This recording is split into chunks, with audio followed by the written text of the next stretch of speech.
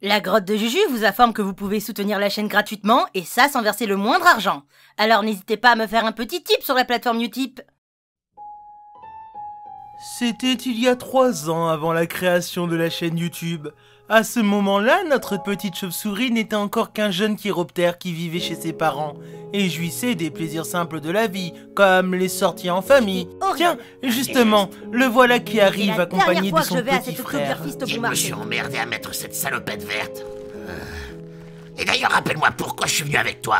Maman trouvait que c'était une bonne idée qu'on y aille ensemble. D'après elle, on arrive à bien s'entendre quand on est sous. Pense pas, j'ai été saoulé de cette journée, j'arrive toujours pas à supporter ta présence.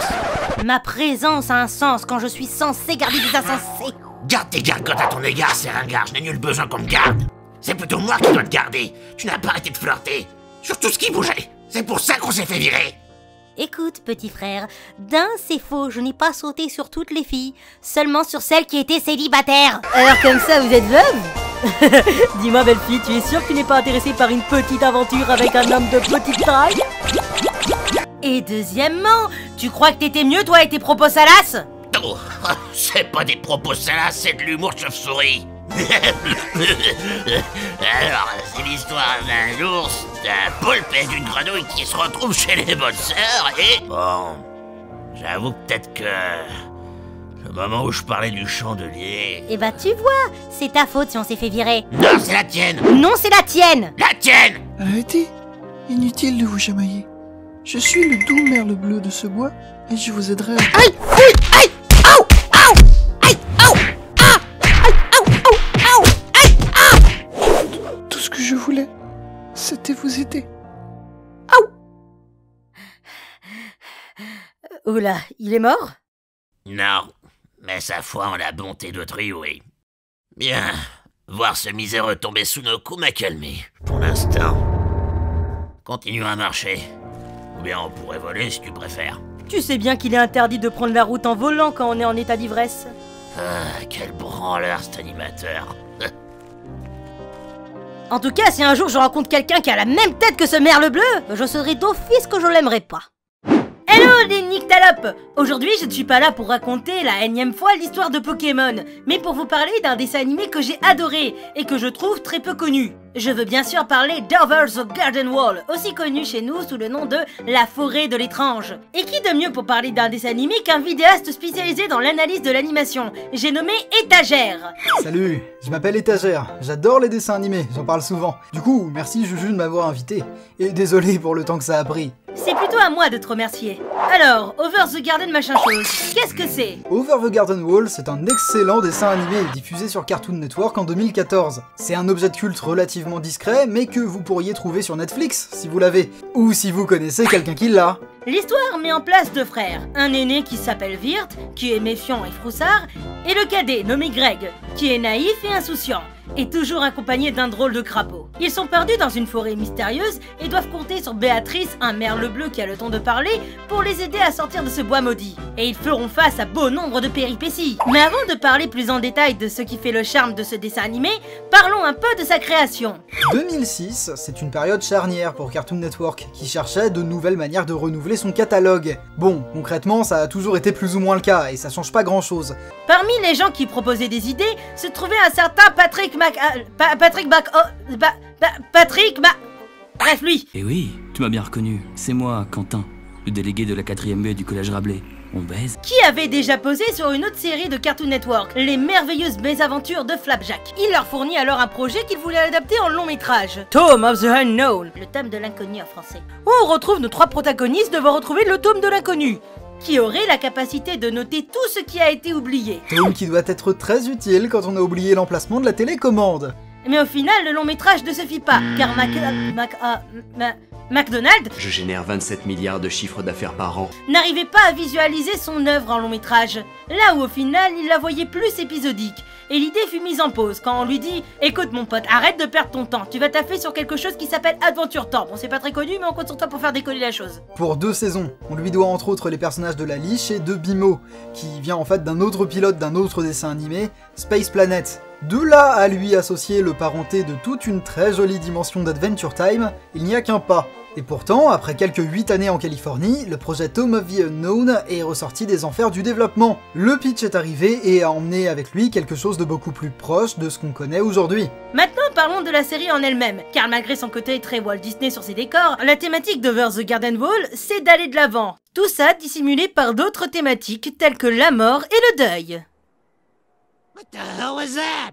Je m'explique, je ne dis pas qu'Over the Garden Wall est une creepypasta, que si vous la visionnez, vous ferez des cauchemars et que après minuit, Slenderman défoncera votre porte pour vider votre frigo, mais au contraire, ce dessin animé apprendra la thématique de l'après-vie à un jeune public. Car oui, alerte spoiler, on peut parler de la mort à un enfant sans forcément le traumatiser. Et si vous me croyez pas, lisez les 2 premières pages de Babar. Ah ouais, maman, on va vivre des super... Oh non, elle est morte. Oh, et te plains pas, toi, au moins c'était propre. Ici, nous retrouvons nos protagonistes plongés dans une métaphore de l'au-delà. La forêt où ils se trouvent se nomme The Unknown, l'inconnu en français. Elle est vaste, semble sans fin, effrayante, vide mais à la fois peuplée, ce qui donne malgré tout un côté chaleureux. Comme si c'était normal pour les gens de vivre dans cet endroit. Et qu'est-ce qu'il y a après la mort, les enfants? C'est tout bonnement inconnu, The Unknown, personne ne le sait réellement. On peut s'imaginer un purgatoire, tout comme on peut s'imaginer qu'il n'y a rien, d'où le fait de représenter ceci par une forêt mystérieuse et inconnue à tous. Et plus on plonge dans cette série, plus on remarque que nos protagonistes désespèrent qu'un jour ils sortiront de cette forêt.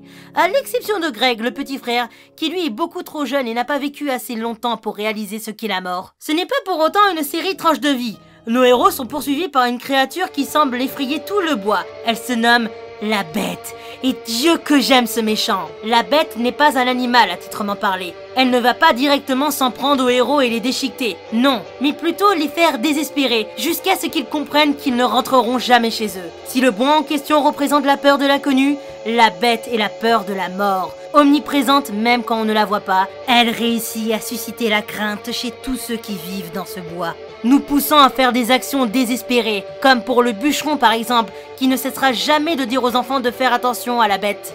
Bûcheron qui est toujours accompagné d'une lampe que la Bête lui a confiée. D'après ce dernier, cette lampe contiendrait l'âme de sa défunte fille. Et que si elle venait à s'éteindre, il la perdrait à tout jamais. Il est donc condamné à couper du bois pour l'éternité afin de maintenir sa fille en vie, comme un parent qui ne veut pas accepter que son enfant puisse partir avant lui. Et cette pratique est tout aussi bien réfléchie pour les personnages principaux que pour les personnages secondaires. Comme par exemple, un moment Greg et Wirt rencontrent Lorna, une jeune fille qui vit seule chez sa tante Whisper. C'est ce truc qui ressemble à un monstre de Miyazaki. What's up, bro? What, bro? Lorna n'a absolument pas le droit ni de sortir ni de rencontrer des inconnus. Elle est prisonnière de ce monstre qu'elle considère malgré tout comme un parent. Une fois mis de côté l'aspect très Thénardier et outre aussi l'aspect visuel de la chose, on se rend compte que tante Whisper n'est rien d'autre qu'un parent aimant, mais aussi très envahissant, ayant à la fois peur de la solitude, de finir ses jours sans sa nièce Lorna, mais aussi qu'il arrive malheur à Lorna. Pourtant, le fait de ne pas la laisser se développer fait d'elle une personne affreuse, d'où son apparence de monstre, malgré des intentions pourtant bonnes à la base. Tous les personnages de cette série ont un point commun, et c'est qu'ils sont bloqués par la peur de quelque chose qui se rapproche de près ou de loin à la mort ou du deuil, et n'arrivent pas à aller de l'avant. On peut d'ailleurs faire le parallèle de la forêt sans fin qui représente nos peurs, et la contradiction d'aller de l'avant pour en sortir. Ceux qui n'arrivent pas à vaincre cette peur sont condamnés à ne jamais avancer, et à vivre éternellement dans leur crainte, se recroquevillant sur eux-mêmes, à chanter leur désespoir. Alors qu'à l'inverse, tous ceux qui ont accepté leur situation, ou ont défié leur peur, sont dénués de mauvais sentiments. Et ça, on peut le voir dès l'épisode 2, avec les habitants de Pottsfield. Alors, je ne veux pas trop vous spoiler l'épisode, mais il y a une raison pour laquelle ces habitants de campagne n'ont ni peur de la Bête, ni peur de quoi que ce soit qui puisse leur arriver. Disons juste qu'ils ont accepté leur situation, et préfèrent aller de l'avant plutôt que penser au passé. Alors, ne laissez pas la bête qui est en vous prendre le dessus. Ne vous laissez pas bloquer par la peur de la mort ou de perdre un proche, car tôt ou tard, nous irons tous à la même destination. C'est un peu morbide, mais une fois que vous l'auriez accepté, vous pourriez plus facilement défier vos peurs, et aller de l'avant. Et de cette manière, vous verrez tous les bons côtés de la vie.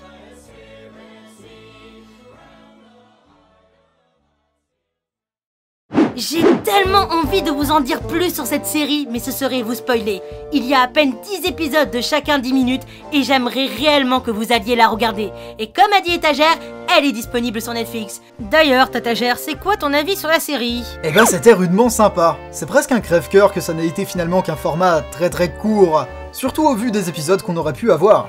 Bon, je comptais laisser 2-3 anecdotes, mais en vrai, ça gâche le rythme de les mettre dans la vidéo. Du coup, à partir de maintenant, les anecdotes, vous les trouverez en description. Comment ça, technique de fainéant? Par contre, Étagère nous a fourni une super anecdote. Et celle-là, je vais la laisser pour la vidéo. Étagère, je te prie. Quand je vous parlais d'épisodes potentiels là tout à l'heure, il existe tout un arc narratif qui a finalement pas été exploité. Toute une suite d'épisodes durant lesquels les protagonistes auraient été transformés en animaux et où le crapaud de Greg aurait finalement eu du développement de personnage. Au final, ça demeurera un mystère, à tout jamais. Sur ce, merci d'avoir regardé. Et si vous voulez en savoir plus sur l'animation d'Over the Garden Wall, je vous suggère d'aller voir la chaîne d'Étagère. Il compte en sortir une prochainement. Ou pas, vous savez, youtubeur c'est un métier qui demande beaucoup de temps. Mais je vous recommande tout de même de vous abonner à sa chaîne. Bien, sur ce, si vous avez aimé mes dessins, je vous invite à voir mon DeviantArt ou mon Tumblr. Je travaille aussi sur un webcomic nommé Le Fléau de l'Empereur que vous pouvez lire gratuitement sur Amilova. Et n'hésitez pas à me rejoindre sur mes réseaux sociaux, en particulier Twitter, c'est là où je suis le plus actif. Sur ce, mes nyctalopes, passez une bonne soirée!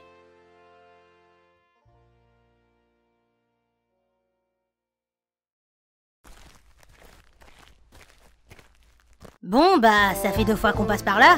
Autant dire qu'on est perdu, hein. Faudrait trouver quelqu'un pour demander notre chemin. Demandons à cet amiche qui coupe du bois d'un air inquiet. Je sais pas trop. Les amis, c'est du genre petit, vicieux, sournois, et puis ça mord super fort. C'est des caniches, andouille. Hola, mon brave, je me présente. Prince Freux Frédéric Wolfleuse, aussi connu sous le nom de l'Affreux. Et voici mon boulet de frère dont le nom n'a guère d'importance. Nous cherchons un moyen de regagner la grotte au microchiroptère de Saint-Oreillard. Alors, est-ce que vous connaîtriez pas une station de bus ou quelque chose dans ce genre dans le coin? Ah, oui, bien sûr, vous continuez tout droit jusqu'à ce que vous trouviez les bobos qui font leur jogging. Après, vous tournez à droite et il y a un bus qui pourra vous y emmener directement. Merci bien. Et que votre Dieu vous protège de Thomas Edison. Attendez, je dois vous prévenir d'une chose, les enfants. Faites attention à la bête, quand même. On est dans les bois, des bêtes, il y en a un peu partout. Vous pouvez pas être un peu plus précis?